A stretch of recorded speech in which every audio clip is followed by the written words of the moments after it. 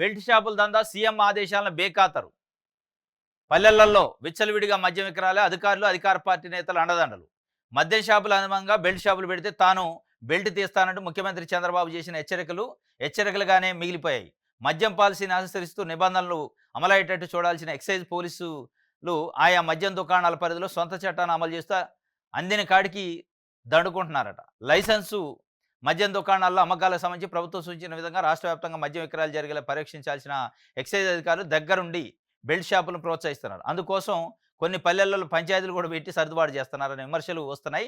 ఈ నేపథ్యంలోనే మద్యం వ్యాపారులతో అనధికారికంగా సమావేశాలు ఏర్పాటు చేసి మామూళ్ళు బేరాలు కుదుర్చుకుంటూ వాటిని మరింత పెంచుకునే ప్రయత్నాలు చేస్తున్నారు. అందుకు మద్యం వ్యాపారులు వ్యతిరేకిస్తే ఏదో ఒక రకంగా సర్దుబాటు అయ్యేలా అధికారులు చర్యలు చేపడతారు. ఇది చంద్రబాబు నాయుడు గారు ఏమంటుండు, ఈ మధ్య 2, 3 సార్లు వచ్చింది పేపర్లో. బెల్ట్ షాపుల ప్రస్తావన తెస్తే నేను బెల్ట్ తీస్తా అంటుండు. బెల్ట్ షాపులను ప్రోత్సహిస్తే నేను బెల్ట్ తీస్తా అంటుండు. ప్రోత్సహించేదే మీ అధికారులు, మీ పార్టీ నాయకులట. విశాలాంధ్ర పేపర్ రాసింది అలా వాళ్ళు ఫీల్డ్ లెవెల్లో గమనించి. ప్రోత్సహిస్తున్నది ఎవరు?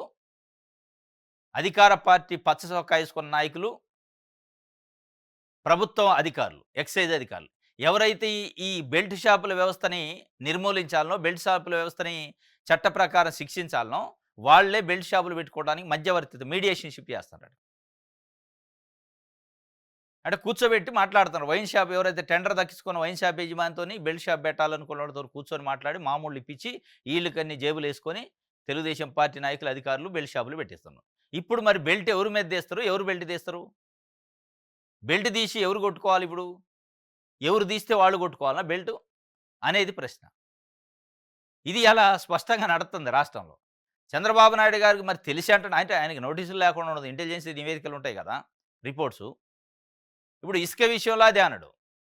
ధాన్యం కొనుగోళ్ల విషయంలో నేను కఠిన చర్యలు తీసుకుంటాను, నన్ను చూస్తారు 95 సీఎం అని అంటాడు చంద్రబాబు నాయుడిని. 95 సీఎం అట. మరి బెల్ట్ షాపుల విషయంలో అదే స్పష్టంగా మీ పార్టీకి సంబంధించిన నాయకులు, అధికార పార్టీ నేతలు, అధికారుల అండదండలతోనే బేరాలు అవుతున్నాయంటే ఈ బేరాలకు సంబంధించిన ఫోటో కూడా ఇచ్చారు. గల్లీకి ఒక బెల్ట్ షాపు. అసలు ఊర్లలో మంచినీళ్ళన్నా దొరుకుతాయో దొరకవు కానీ బెల్ట్ షాపులో మందు దొరుకుతుంది. గ్రామాలలో మంచినీళ్ళు, పాలు, ఉప్పు, పప్పు కరువు ఉంటుంది. ఒకటి దొరికితే ఒకటి దొరక కానీ నీకు కావాల్సిన బ్రాండ్, కావాల్సిన అంత మద్యం ఇవాళ గ్రామాలలో గల్లీలో దొరికింది. ఇంటి నుంచి 100 మీటర్లు 100 అడుగులు పోతే చాలు నీకు దొరికే పరిస్థితి ఇవాళ చంద్రబాబు నాయుడు గారు కూటమి ప్రభుత్వంలో ఏర్పాటు చేశారు. అంత సౌలత్తు ఉంది తాగుబోతులకి. ఇది ఇవాళ బెల్ట్ షాపుల పైన నేను బెల్ట్ తీస్తా అన్నాడు. ఆ బెల్ట్ తీసింది లేదు, మనం చూసింది లేదు.